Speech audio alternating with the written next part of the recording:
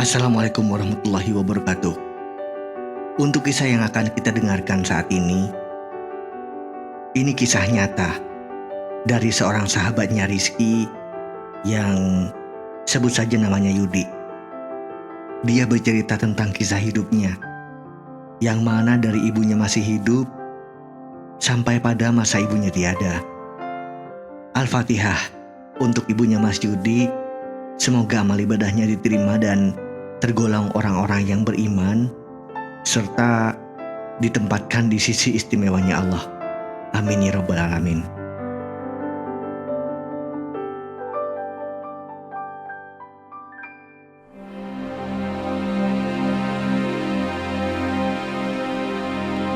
Panggil saja namaku Yudi. Cerita ini dimulai sejak aku berumur sekitar 8 tahun. Di awal umurku yang menginjak 8 tahun, aku sudah bisa merasakan kehangatan serta kasih sayang seorang ibu. Yang notabene dia ibu rumah tangga. Aku punya seorang bapak dan sibuk dengan pekerjaannya. Bapak juga seorang yang terkenal dan disegani di kalangan desa maupun luar kota. Bapak juga sebagai seorang yang istilahnya ketua geng di sebuah komunitas.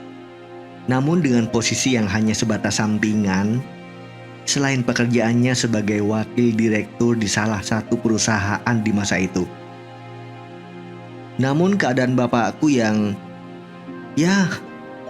orangnya lumayan berkecukupan pada masa itu. Meskipun begitu, ibuku jarang sekali mendapatkan nafkah dari hasil bapak bekerja. Aku yang saat itu masih kecil, tapi sangat jelas bisa merasakan kerja keras ibu untuk menghidupi anak-anaknya. Dan tidak di situ saja, memoriku merekam jelas setiap bapak pulang kerja atau pulang dari luar kota untuk bekerja, setiap dimasakkan ibu selalu salah di mata bapak. Masakannya kurang enak atau menunya kurang membuat dia berselera. Sampai pada akhirnya bapak sering ngamuk dan memperlakukan ibu semena-mena. Ibuku menerima kekerasan, pemukulan, dan cemooh dari bapak. Dan sedangkan untuk membeli bahan-bahan untuk ibu memasak, itu pun hasil dari menjual baju dan perhiasan ibu pribadi. Sontak di situ aku terdiam dan hanya bisa meneteskan air mata saat melihat ibuku diperlakukan sebegitunya oleh bapakku, dan ibu memunguti piring yang sudah pecah dan nasi yang berantakan di lantai akibat dilempar oleh bapak. Mata ibu berkaca-kaca saat itu. Apa daya, saya saat itu masih kecil banget dan aku masih takut akan hal semacam itu. Berselang beberapa waktu, menginjak aku sudah berumur 13 tahun, yang mana di masa-masa yang aku lewati hampir sama dengan keadaan yang sebelumnya. Tidak ada perubahan yang signifikan saat itu. Aku mulai bisa sedikit memberontak dan mulai berani untuk berbicara kepada ibu tentang masalah yang terjadi akhir-akhir ini. Saat itu ibu hanya bisa menjawab, "Belajarlah setinggi yang kamu mampu, nak, agar kamu bisa menghargai nilai dari kerja kerasmu sendiri dan bisa mengerti cara menghargai pasanganmu kelak di masa depan." Di saat itu pula aku mulai menangis. Betapa beratnya beban yang ibu derita. Aku yang 4 bersaudara, namun dari semua anak, mungkin hanya aku yang hampir memiliki sifat seperti ibu daripada ketiga anak ibu yang notabene acuh kepada ibu dan bahkan tak peduli sama sekali. Waktu berlalu di umurku yang ke-14 dan aku akan menginjakkan kaki ke bangku SMP. Di situ ibu mulai mengeluh sakit dan sering tidur. Namun ia tetap semangat bekerja sebagai ibu rumah tangga, masak, mencuci, membersihkan rumah, dan itu dapat terselesaikan. Dan bodohnya aku saat itu tidak sadar akan kondisi ibu yang sudah semakin memburuk dan tak menghiraukan tentang bagaimanapun sakit yang ibu derita. Setelah aku sadar dan tahu bahwa ibu sakit, Aku menawarkan ibu untuk istirahat dan berobat. Namun betapa terkejutnya aku. Ibu hanya bilang dia hanya sakit dan kecapean biasa. Namun lambat laun, kondisi ibu sudah mulai terlihat tidak baik-baik saja dan semakin memburuk. Akhirnya ibu dibawa ke rumah sakit dan posisi saat itu aku tidak tahu. Karena pada saat itu aku lagi sekolah. Sewaktu pulang sekolah, aku mendapati isi rumah kosong. Tidak ada ibu, apalagi bapak. Dan selang beberapa waktu ada bibi yang ngasih tahu bahwa ibu dirawat di rumah sakit. Aku langsung bergegas menuju rumah sakit saat itu. Aku menangis saat melihat keadaan ibu yang sudah terbaring lemas dengan infus di tangannya. Dan saat itu aku tahu bahwa ibu terkena kanker. Aku seketika lemas dan gak bisa berkata apa-apa lagi. Aku hanya bisa berdoa untuk kesembuhan ibu. Dan saat dokter menginformasikan bahwa akan ada tindakan operasi di 2 hari yang akan datang, aku semakin menangis dan gak bisa berkata apapun. Aku hanya bisa diam. 1 hari menjelang ibu mau dioperasi, tepat di pukul 6 pagi, aku harus pulang ke rumah.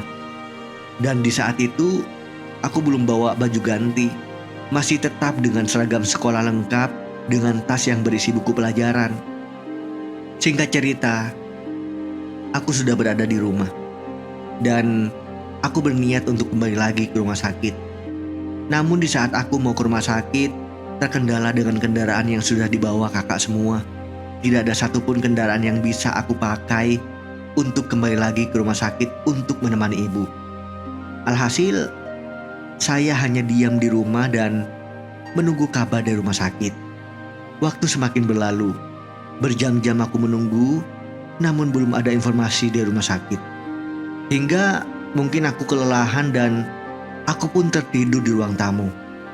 Tepat pukul 2:30 dini hari, aku mendapati suara orang nangis dan gaduh yang membuat aku terbangun. Aku berlari keluar rumah untuk memastikan suara apa dan di mana sumbernya. Betapa terkejutnya aku ketika aku menemui sumber suara itu adalah suara tangisan dari kakak-kakakku. Saat itu, aku tidak bisa terima bahwa itu tangisan saat mengetahui kabar ibu sudah tiada. Innalillahi wa inna ilaihi roji'un. Namun, saat bibi bilang, "Kalian yang sabar ya, kalian harus tabah." Tanpa disadari, seluruh tubuhku terasa lemas. Saat itu juga aku tak sadarkan diri. Di saat aku terbangun, aku mendapati rumah sudah penuh dengan orang bertakziah. Saat itu, keadaan hidupku seakan tidak baik-baik saja. Hatiku hancur.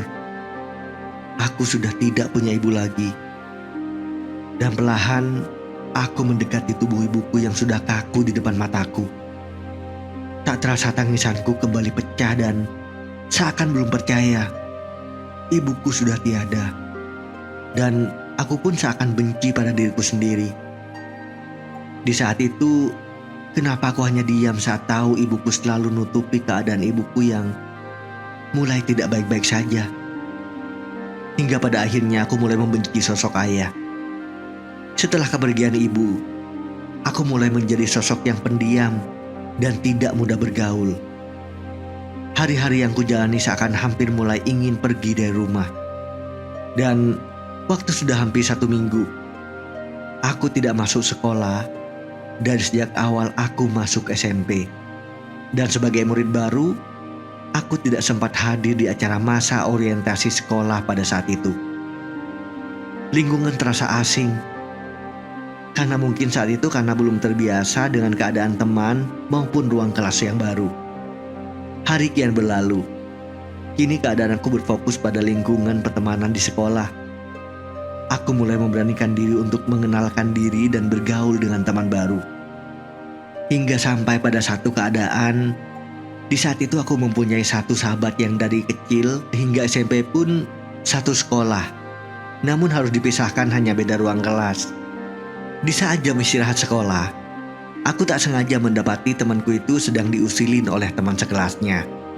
Dengan aku melihat temanku diperlakukan seperti itu, amarahku semakin memuncak dan mulai langsung menendang orang yang sedang memperlakukan temanku secara tidak baik, hingga saat itu terjadi perkelahian. Dan alhasil bapakku dipanggil pihak sekolah. Namun ada beberapa guru yang tahu kalau bapakku adalah seorang ketua preman yang terkenal. Pihak sekolah hanya berani menasehati tanpa memberikan sanksi.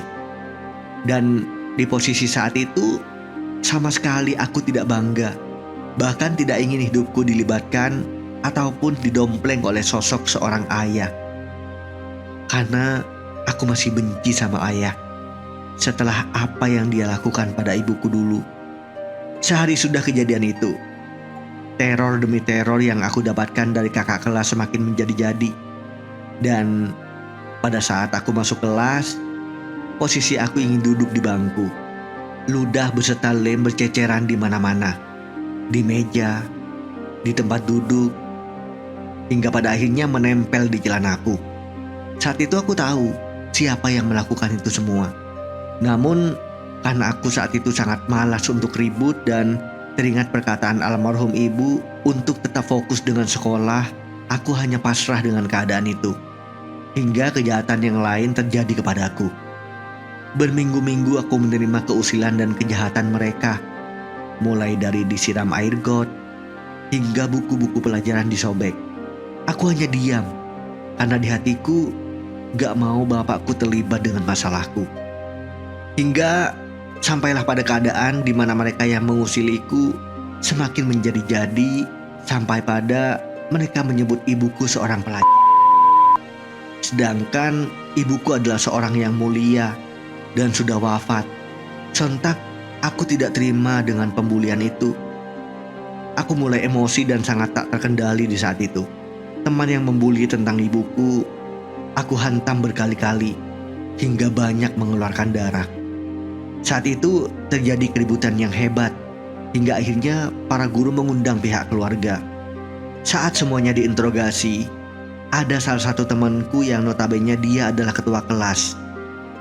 Dia menjelaskan semua yang terjadi hingga pihak keluarga akhirnya saling memaafkan. Dan di saat itu ayahku datang. Dengan arogannya, dia ingin menghabisi semua yang terlibat. Di saat itu pula saya berani membentak ayahku di depan semua guru. Saat kekecewaanku memuncak akibat ingatan-ingatan perlakuan ayah kepada ibu di masa hidupnya, saat itu aku berani dengan lantang membentak ayahku. Hingga teman yang berkelahi denganku menatap ke arahku dengan penuh kasihan. 1 minggu setelah berlalu, keadaan mulai membaik tanpa adanya masalah yang seperti awal yang aku alami. Dia, orang yang berkelahi dan salah satu orang yang mengompori kakak kelas agar berbuat jahat padaku, mulai memasuki kelas. Dia langsung mendatangi aku dan memeluk diriku dengan tatapan penyesalan dan meminta maaf.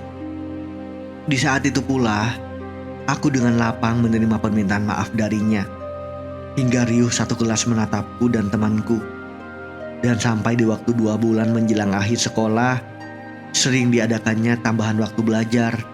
Hingga di saat itu terjadi angin dan hujan yang amat lebat yang mengakibatkan banjir saat itu. Karena waktu sudah menunjukkan hampir maghrib dan sebagian teman yang rumahnya dekat dari sekolah sudah mulai pulang. Dan di saat itu karena rumahku jauh dan terkena dampak banjir, kakakku juga tidak bisa jemput. Posisi saat itu hanya tertinggal 6 orang yang tertinggal di sekolah dan 1 guru. Posisi guru itu memang terkenal ramah dan baik karena masih muda. Hingga guruku itu menawarkan untuk menginap di rumahnya hingga besok. Karena posisi saat itu hujannya tak kunjung reda dan waktu pun sudah malam. Karena besok juga hari Minggu, kami semua sepakat untuk menginap di rumah guru, tentunya dengan izin ke keluarga masing-masing.